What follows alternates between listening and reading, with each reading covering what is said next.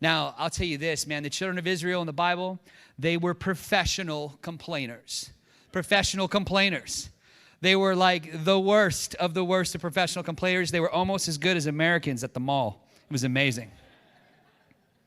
It says this. It says that they came and they complained, and you can find it in Numbers 11, and they're complaining, oh, we haven't had meat. And when we were slaves, at least we had meat back in Egypt. They want to go back to slavery, back to the people who were trying to kill them, enslave them, kill their children, remember? They were like, oh, I would trade all that for some meat. All you carnivores out there are like, yes, praise the Lord. I will give you my left hand if you give me some meat. This is what they were saying, and like Moses, he's going before God. I love the way he says this. He's like, God, you gave me these people. They're complainers. I didn't ask for this. I was with sheep.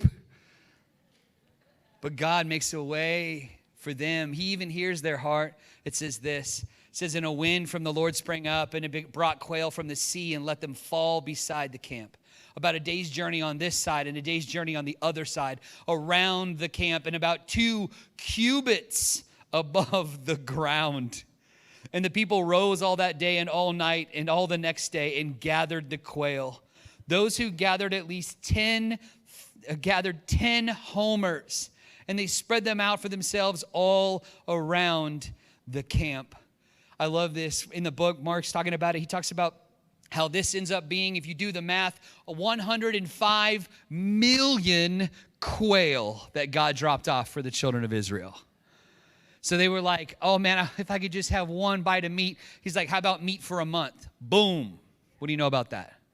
And here's the thing. They're in the middle of the desert. If you look at that piece of Saudi, it's not exactly close to anything. He drove in these quail out of nowhere and dropped them off for them.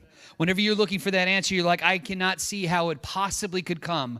He can bring it out of nowhere and bring it in abundance to you.